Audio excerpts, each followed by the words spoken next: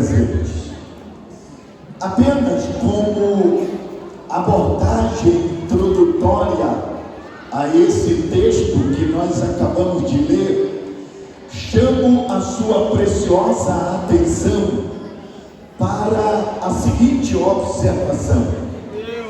Diz a história que Charles Haddon Spurgeon, príncipe dos pregadores, conhecido na história, um dia estava pregando na Catedral de Londres, na Inglaterra, quando no meio do sermão chamou a atenção de todos os ouvintes e fez a seguinte observação: quando os membros de nossas igrejas demonstrarem o fruto da verdadeira piedade, logo veremos pessoas perguntando qual a árvore que produziu o fruto. Vou repetir: quando os membros de nossas igrejas demonstrarem o fruto da verdadeira piedade, logo veremos pessoas perguntando qual a árvore que produziu o fruto. Estou fazendo uso dessa observação de Spurgeon porque ela chama a nossa atenção para o seguinte fato: a Igreja de Cristo, ela necessariamente precisa ser uma igreja autêntica, mas também ela precisa ser uma igreja relevante. Vou repetir: a Igreja de Cristo, ela necessariamente precisa ser uma igreja autêntica, mas também ela precisa ser uma igreja relevante. Eu imagino que alguém esta noite, tomado pelo senso crítico e quem sabe movido pela curiosidade, deve estar fazendo a seguinte pergunta: Pastor João Batista, ser uma igreja autêntica e ser uma igreja relevante, qual é a diferença entre uma e outra? Qual é a distinção entre uma igreja autêntica e uma igreja relevante? Eu gostaria de responder, satisfazendo a sua curiosidade, com a seguinte observação: muito embora ser relevante e ser autêntico ou autêntica pareçam ser a mesma coisa, e as palavras pareçam ser sinônimas uma da outra, a grande verdade é que há uma distinção. E eu vou dizer para você esta noite exatamente qual é essa distinção. Uma igreja autêntica tem a ver com o que ela faz. Uma igreja autêntica tem a ver com aquilo que ela prega. Uma igreja autêntica é uma igreja comprometida com a ortodoxia. Se você me perguntar, Pastor João, o que é ortodoxia? No senso comum, é uma igreja comprometida com a boa doutrina bíblica. É uma igreja que prega um evangelho autêntico, um evangelho genuíno. É uma igreja que não dilui, ela não adiciona, ela não diminui, ela não mistura nada ao evangelho. O evangelho que ela prega é um evangelho puro, sem mistura, sem acréscimo. Ela não dilui, ela não diminui, ela não adiciona. É uma igreja cujos membros são muito bem conceituados. Eles, na verdade, sabem definir com precisão quem é Deus, quem é Cristo, quem é o Espírito Santo, o que é essa igreja, o que é o Evangelho, o que é reino. Eles sabem definir as verdades fundamentais da fé cristã. E exatamente por saber, é uma igreja que prega a verdade, que vive a verdade. É uma igreja que propaga uma mensagem autêntica de nosso Senhor Jesus Cristo. Aliás, eu vou aproveitar e dizer, se nós queremos uma igreja autêntica como modelo, as Escrituras apresentam. Os senhores lembram? É um texto conhecido, Atos dos Apóstolos, capítulo 2, especificamente o versículo 22. O historiador Lucas, narrando a trajetória da igreja, ele descreve um perfil da primeira comunidade de cristãos. E olha como ele revela a autenticidade da igreja primitiva. Ele diz: e perseveravam na doutrina dos apóstolos. Em outras palavras, era uma igreja que não saía dos trilhos da verdade. Era uma igreja comprometida com a verdade. Era uma igreja fundamentada e alicerçada na verdade do Evangelho. A igreja, ela necessariamente precisa ser autêntica. E ser autêntica tem a ver com aquilo que ela faz. É uma igreja que não se deixa enganar pelas falsas doutrinas. É uma igreja que não se deixa manipular pelas ideologias humanas. É uma igreja que não está comprometida com o sincretismo religioso. É uma igreja que não aceita o outro evangelho, porque é uma igreja autêntica e profundamente arraizada no evangelho. E aí eu aproveito para dizer, uma igreja autêntica, ela consegue detectar a falsa doutrina. Uma igreja autêntica, ela consegue definir as bases da sua fé. Uma igreja autêntica é uma igreja que tem fundamentos firmes, sólidos e seguros. Uma igreja autêntica é uma igreja que não aceita o outro evangelho, mas ela é comprometida com o evangelho de Cristo, o evangelho da graça, o evangelho de Deus, o evangelho que é poder para a salvação de todo aquele que crê. Deixa eu dizer para você, uma igreja autêntica é uma igreja firmada na verdade. Todavia, você quer saber qual é a distinção entre ser uma igreja autêntica e ser uma igreja relevante?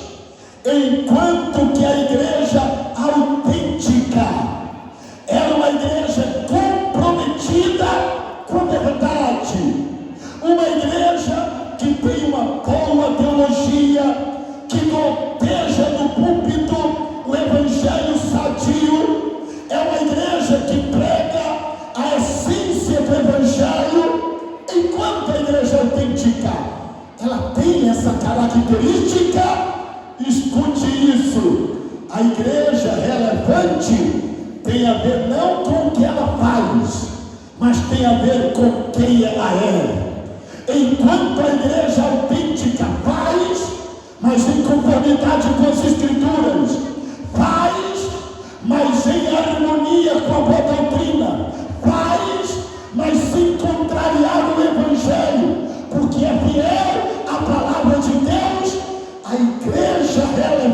é aquela que é uma igreja altamente piedosa, amorosa, graciosa, cheia de amor, cheia de misericórdia, porque ela prega o evangelho não só com discurso, ela também prega com a vida. E aí, senhores, sabe quando é que a igreja é relevante? É quando a vida que ela vive autentica a doutrina que ela defende, a mensagem que ela prega. É quando a vida que ela vive autentica a fé que ela professa. E por que estou dizendo isto? De nada adianta eu dizer que creio em Deus se não vivo para a sua glória. De nada adianta dizer que eu amo a sua palavra se não consigo obedecê-la. De nada adianta eu dizer que eu sou cristão se as minhas atitudes são de ímpios. De nada adianta eu dizer que eu faço parte da igreja se eu não tenho compromisso com ela. De nada adianta dizer eu sou crente cheio do Espírito se o Espírito não domina a sua vida.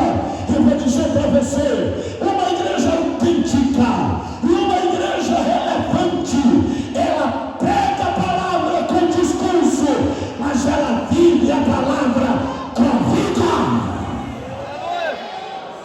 E a minha pergunta aqui esta noite é uma pergunta básica: você vive aquilo que prega? Você autentica com a sua vida a fé que você professa? Tuas atitudes revelam o caráter de Cristo. A maneira como você se relaciona aponta a graciosidade do Evangelho na sua vida. Porque enquanto a igreja autêntica tem um discurso bonito, uma teologia bem definida, uma doutrina bem fundamentada, enquanto a igreja autêntica é uma igreja que defende a verdade, a igreja relevante vive a verdade, guarda a verdade, pratica a verdade, anda na verdade, permanece na verdade, persevera na verdade, vive a verdade no Evangelho. E aí eu vou dizer, a frase de Spurgeon chama nossa atenção para esse fato. E aí vou repetir a frase: quando os membros de nossas igrejas demonstrarem o fruto da verdadeira piedade, logo veremos pessoas perguntando qual a árvore que produziu o fruto. E aí devo dizer aos senhores esta noite, vivemos um contexto desafiador, uma época de um evangelho banal, de um cristianismo superficial, de um evangelicalismo absolutamente sincrético. Vivemos uma época em que ser cristão parece tornar-se apenas membro de um segmento evangélico. Deixa eu dizer algo para você aqui esta noite: ser cristão é mais do que apenas ser membro de uma organização, porque é possível ser membro da organização e não ser membro do organismo. Ser cristão é muito mais do que apenas ter um cartão de membro de uma denominação, porque é possível ter um cartão de membro da denominação, mas o teu nome não está registrado no cartório do céu. Ser cristão é muito mais do que mergulhar na piscina batismal, porque é possível mergulhar na piscina do batismo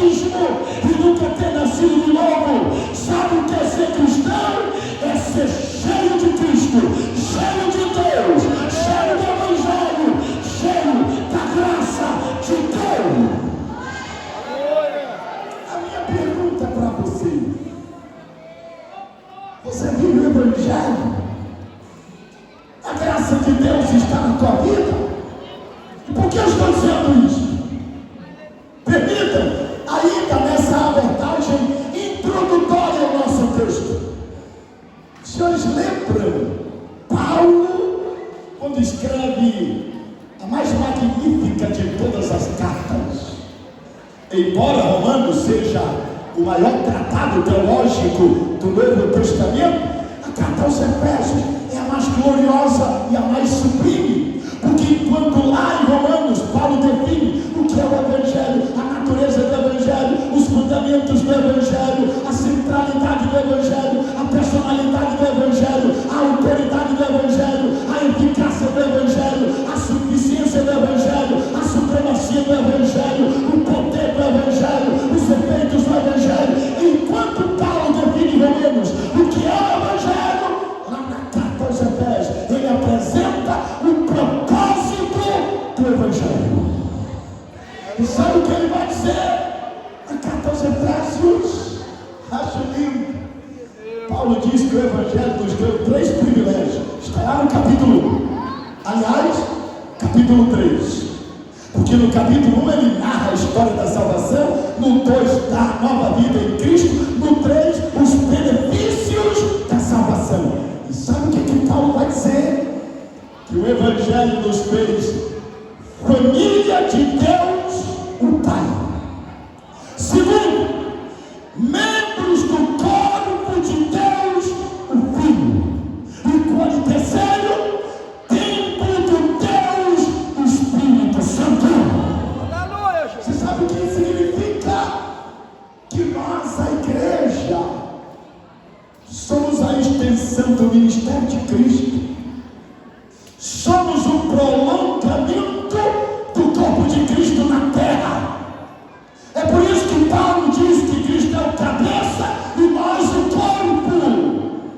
Quando o mundo quiser ver Deus, não vai olhar para o STF, porque é uma vergonha para esse país.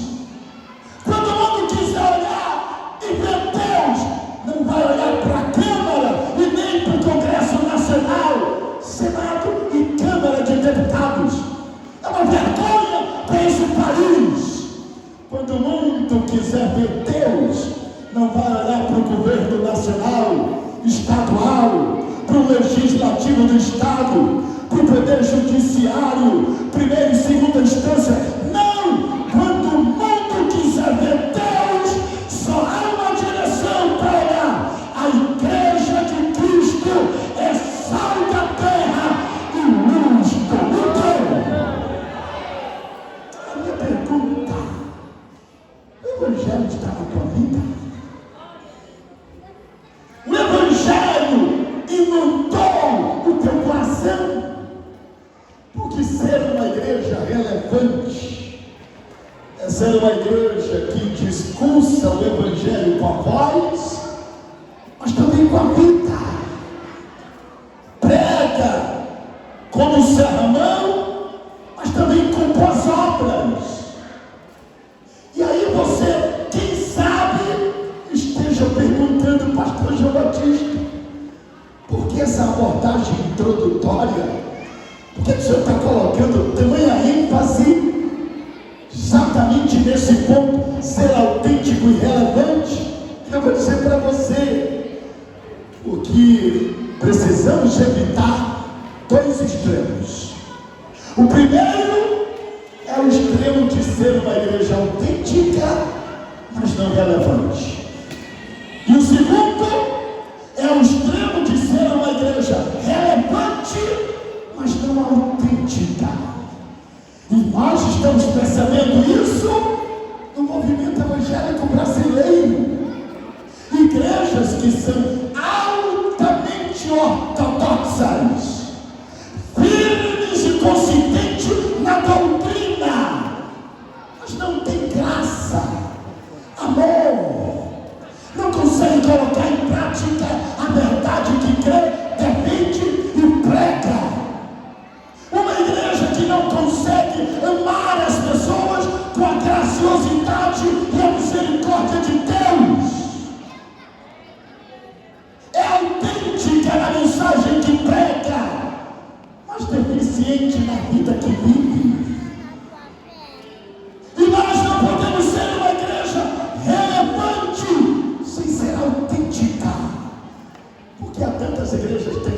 relevante. E sabe como?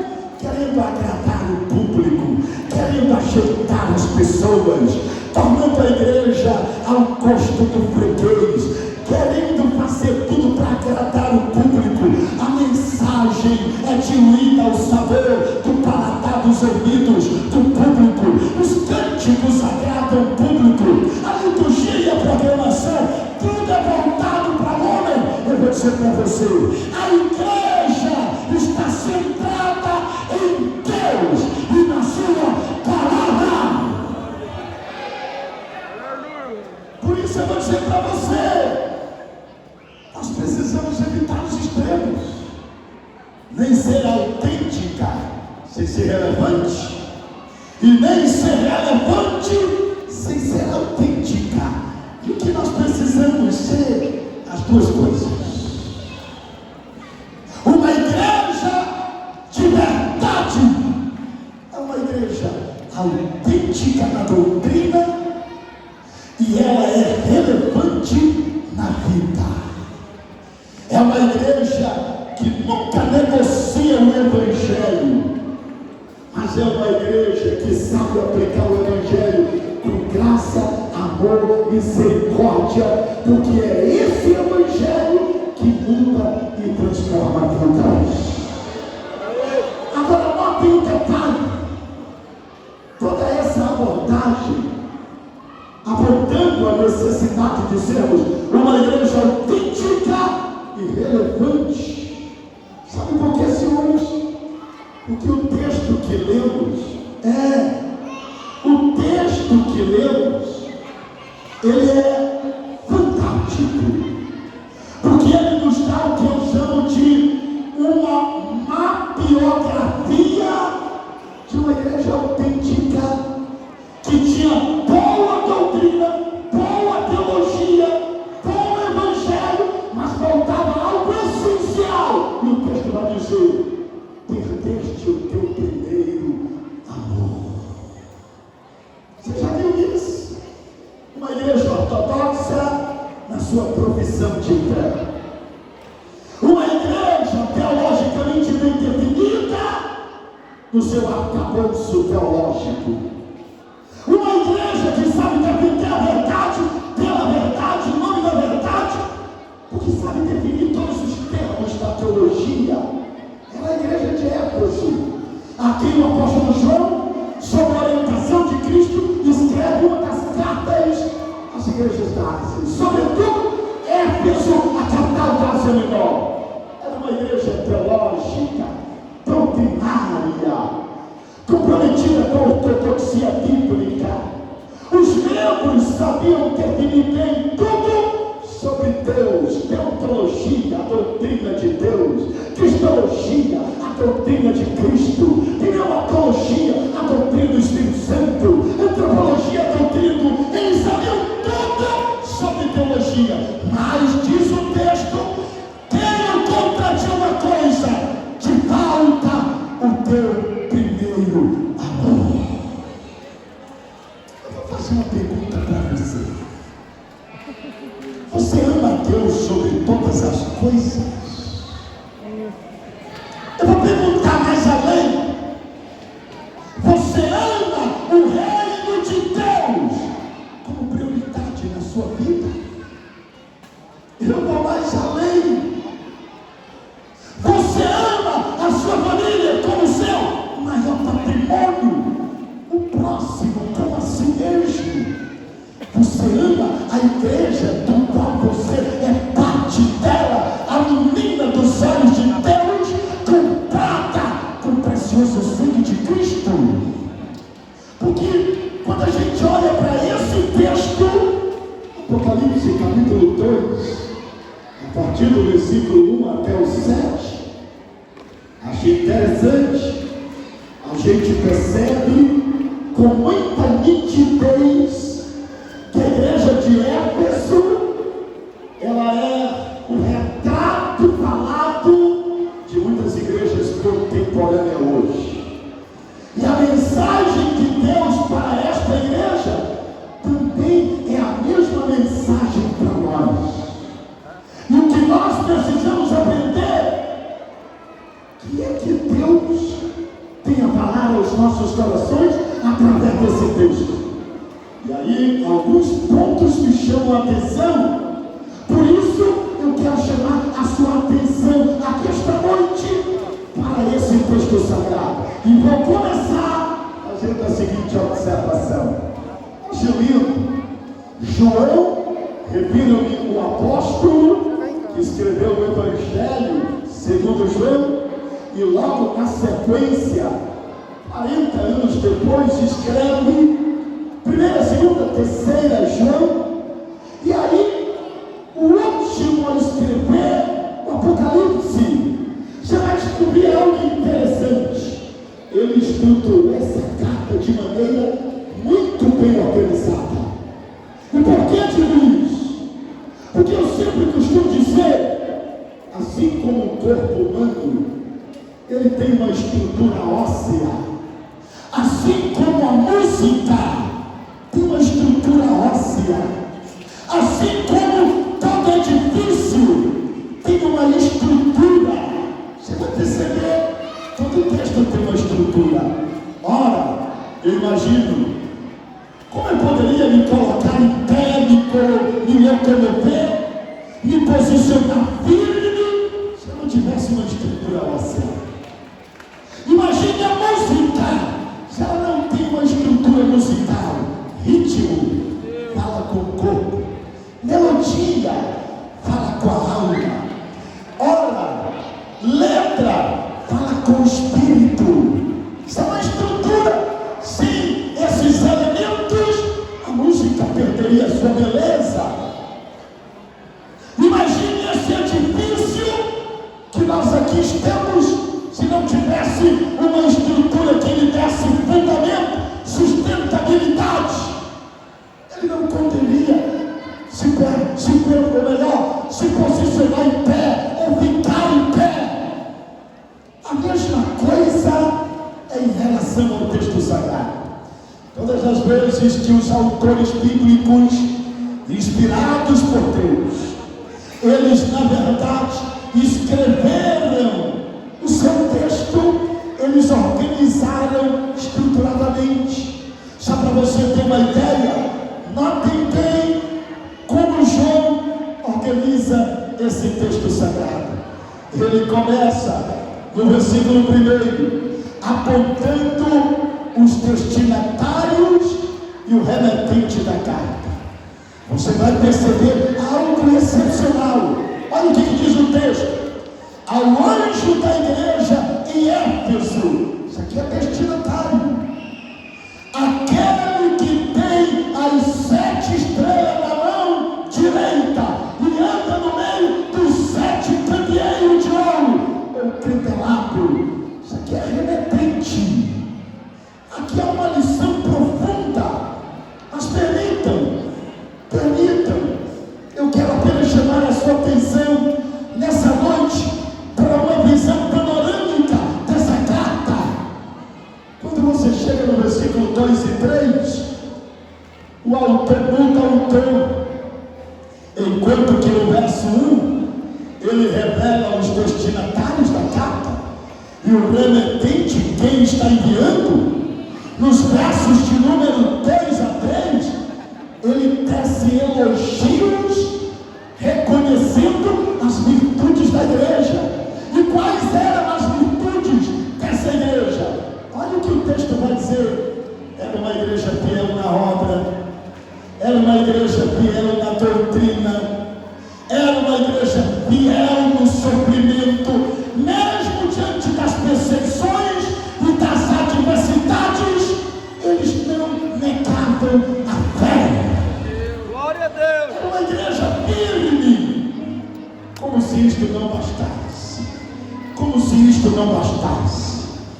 Aí vem o versículo de número 4. É a terceira divisão desse texto. Está exatamente uma repreensão. É interessante a maneira como o texto está organizado. No verso 1 nós temos destinatários e remetentes. No verso 2 e 3, elogios e virtudes à igreja. No verso 4, o autor ele repreende a igreja. E sabe como? Ele diz assim, ó: tenho contra ti que você abandonaste o teu primeiro amor. Quando chega no versículo de número 5, ele faz advertências, alerta e ameaças. Olha o que ele diz: lembra-te de onde caiu, arrepende-te e volta às primeiras obras. Se não se arrepender, eu removerei o teu castiçal. Então, para você notar. E aí, quando chega no versículo de número 6, ele revela a intolerância que a igreja tinha com os falsos mestres, os nicolaítas ou nicolaítas. A verdade é que essa igreja não aceitava nenhuma doutrina errada, contaminada e fora do padrão. E aí, quando chega no versículo 7, vem a última colocação. Você vai perceber, ele tem promessa aos vencedores. Portanto, é dessa forma que o autor organizou a carta. E quando a gente para avaliar cada ponto, a gente percebe que aqui há lições profundas aos nossos corações.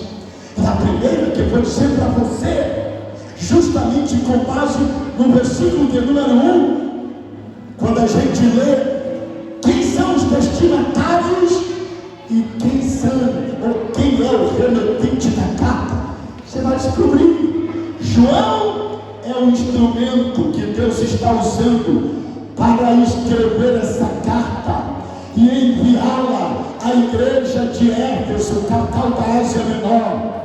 Mas você sabe quem está enviando essa carta? É o próprio Cristo, que se revela justamente nessa carta como aquele que tem as 7 estrelas nas mãos, aquele que na verdade está no meio dos 7 candelabros de ouro. Sabe o que isto significa? Que a igreja está sob o olhar investigador de Cristo. Sabe o que isto significa? Que Deus está julgando a sua igreja.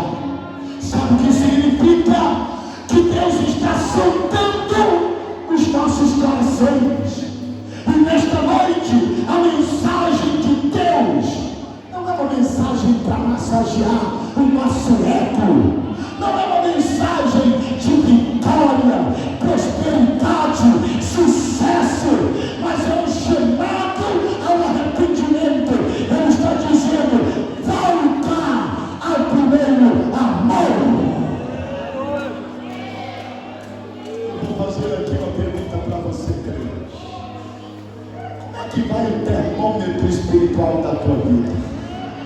Aleluia. Você ainda se lembra dos primeiros passos da sua caminhada cristã? Você ainda se lembra de quando o Espírito Santo te batizou e você, tomado pelo gozo, desejava fazer a obra de Deus com profundo amor? Mas o tempo passou, as circunstâncias abateram-se sobre a sua vida, e você percebe que hoje já não é o mesmo. Você nota que alguma coisa na sua vida mudou e não foi para melhor. A minha pergunta: você ama a Deus hoje mais do que ontem? Você é mais santo hoje do que ontem? Você é hoje mais comprometido com Deus do que ontem? Você é hoje mais devotado a Deus do que anteriormente? Estamos vivendo uma época de frieza espiritual, de insensibilidade. Pastor, você pode me dizer o que é insensibilidade? Eu vou usar uma ilustração. Você já viu um morto dentro de um caixão, que alguém olha, percebe que ele está todo vestido de terno, gravata, ele está com o cinto combinando com a calça, a gravata dando um contraste, o cabelo está bem penteado, ele está todo ornamentado, mas você descobre uma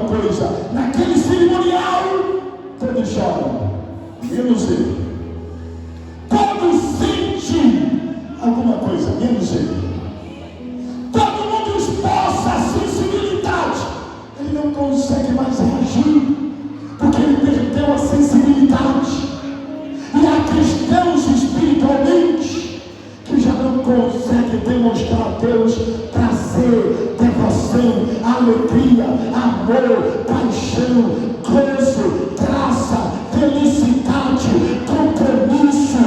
São cristãos que parece que a igreja é formalidade, e é um templo, é como quem vai ao shopping center, participar do culto, é participar de mais um programa.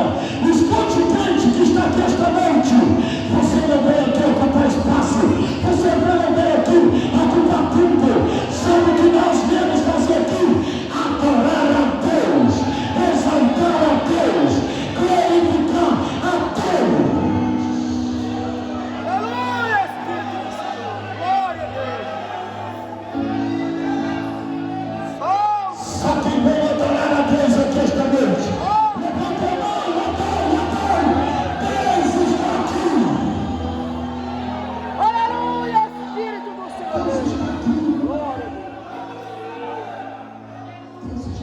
Santo é o teu nome, Cristãos que perderam a sensibilidade espiritual, glória a já Deus. não tem mais deleite em glorificar a Deus. Estão com a mente tão ocupado com as coisas do mundo. Passou o dia todo com os olhos focados na internet, com as mãos firmando o smartphone, que a mente ocupada com aquilo que viu o dia todo, não consegue num culto como esse dar glória a Deus. E sabe uma das grandes tristezas que tem no coração? E eu digo isso, senhores, vocês não estão ouvindo um aventureiro. Eu sou pastor de igreja, eu tenho igreja sob os meus cuidados, pastores sobre a minha liderança. Eu sei do que eu estou dizendo. Quantos crentes que quando estão em casa, na frente do seu televisor, assistindo o Flamengo, o Palmeiras, o Vasco, o Corinthians, o Santos, ele pula, ele grita, ele diz: vai, vai lá, chuta, faz o gol. Eles passam tanta emoção, mas quando chega no culto, é frio, gelado, picolé, muita glória a Deus, tu diz aleluia. Deixa eu dizer uma coisa, quem é pentecostal aqui? Levanta a mão para o céu e dê glória a Deus.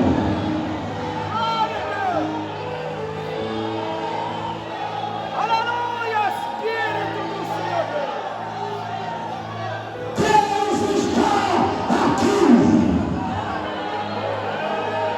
O Espírito. Espírito de Deus está aqui.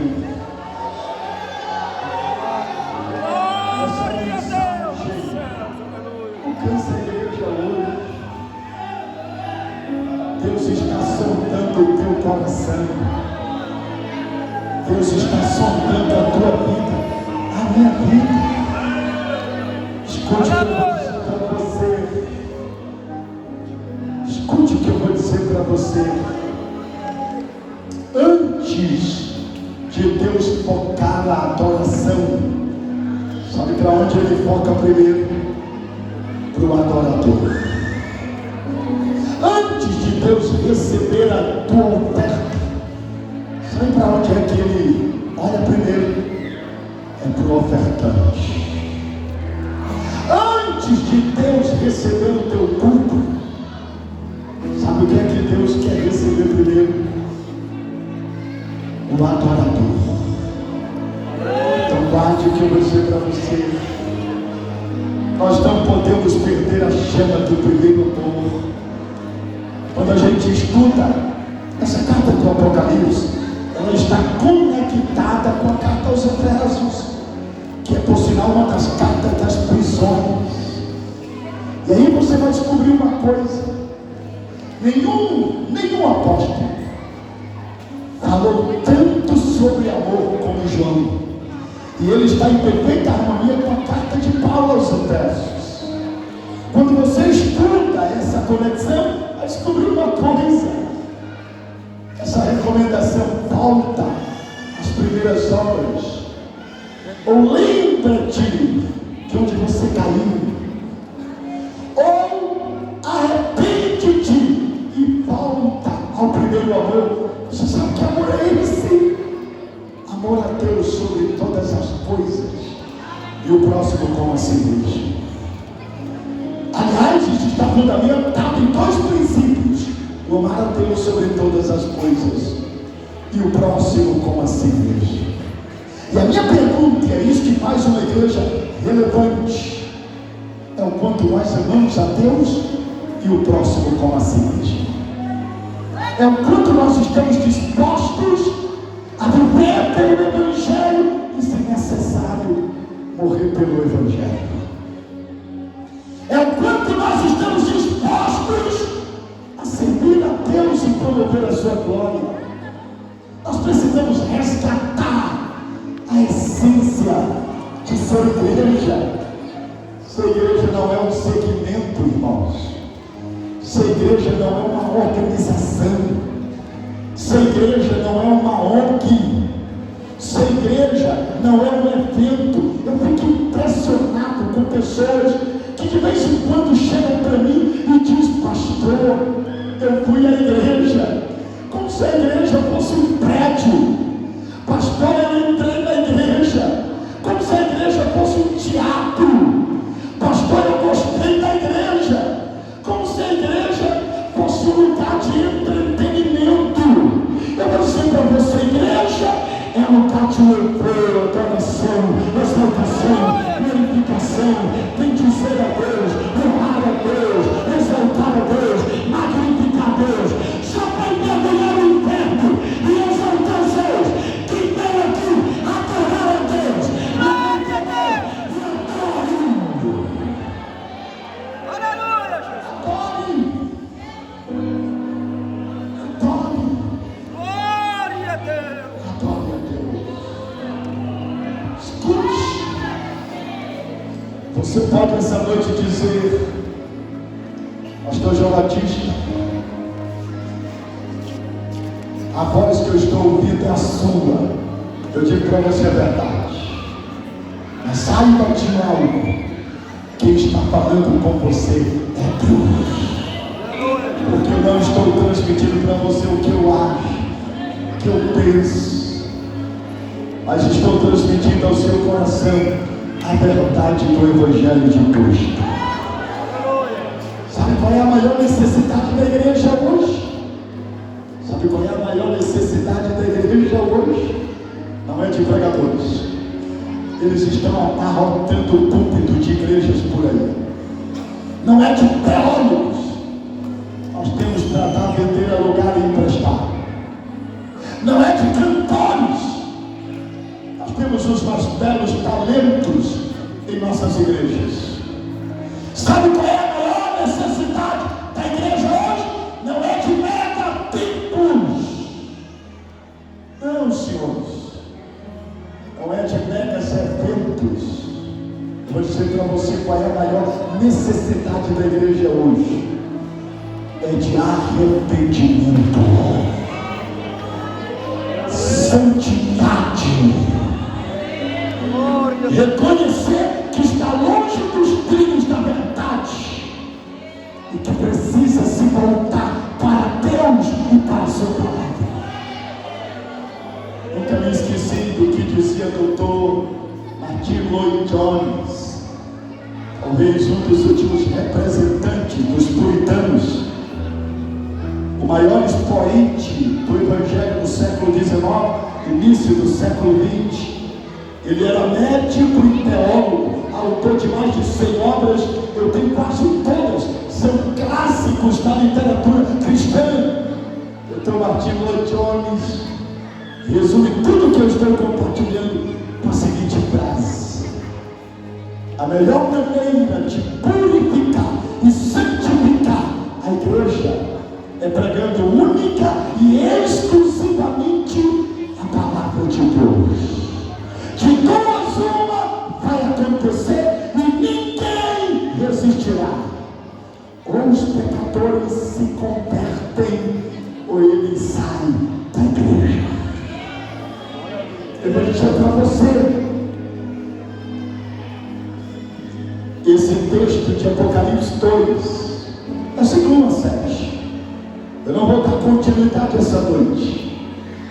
À medida em que o evento se desenrola e as oportunidades me forem noite eu estou trazendo apenas um panorama básico, geral e introdutório desse texto. Mas escute o que eu vou te dizer.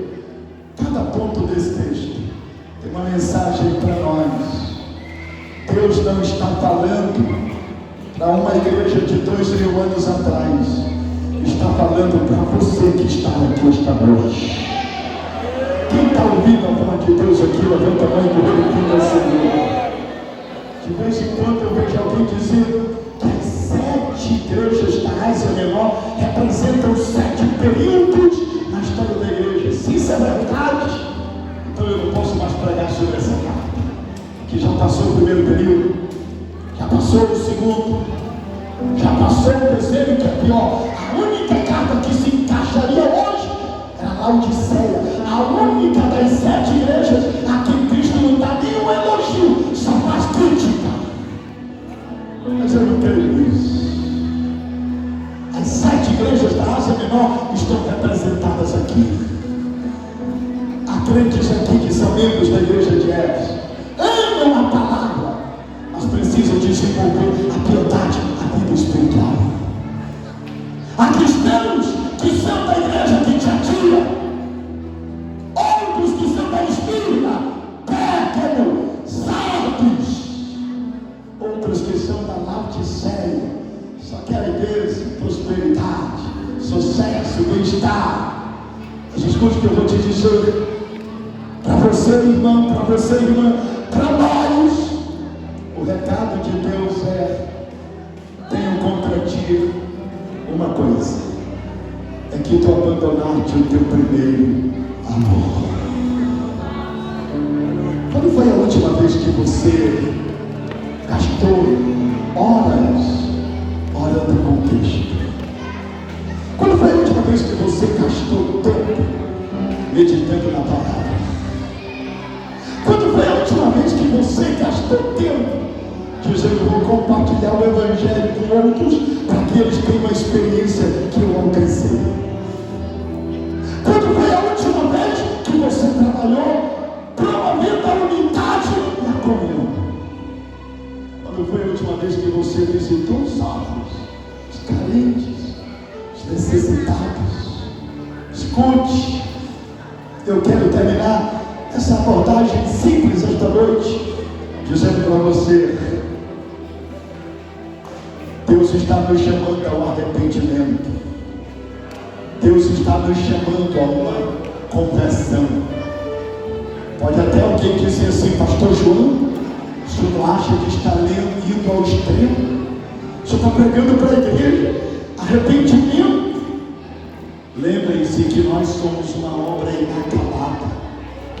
Deus ainda não concluiu a obra em nós. Nós fomos salvos pela justificação, estamos sendo pela santificação, mas ainda seremos pela glorificação. E nessa caminhada nós precisamos de vez em quando ser sacudidos, peneirados. Você já viu uma empresa, no final de todo ano ela faz o que a gente chama de balanço geral? Nessa noite, com esse texto, Deus está te chamando para um balanço geral. Como é que vai a tua vida? Como é que você tem vivido o Evangelho?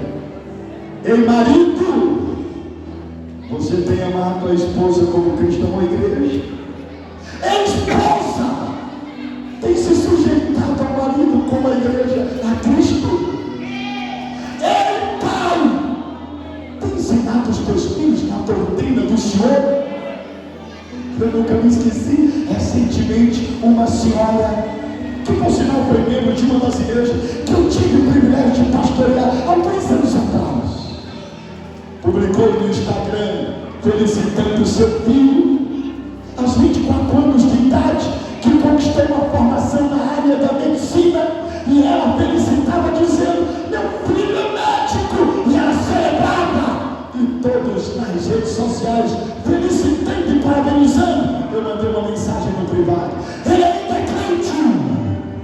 Sabe qual é a resposta? Não! Então eu vou dizer uma verdade para você, pai, e para você, mãe: Não celebre as conquistas que teu filho alcançou no mundo quando eles estão ainda caminhando para o inferno. Sabe o que a Bíblia diz? Mas Jesus, do que adianta ganhar o mundo inteiro e no fim perder a sua alma? Eu prefiro ter um filho, com todo respeito, sem preconceito, carinho, mas crente. Ajudante pedreiro, crente. Lavrador, crente.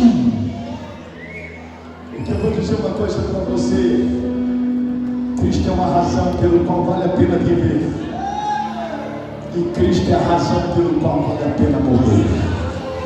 Eu vou fazer uma pergunta e eu vou finalizar. Mas eu pergunto nesta noite: quantos ainda amam a Cristo? Levanta a mão e glorifiquem a Deus.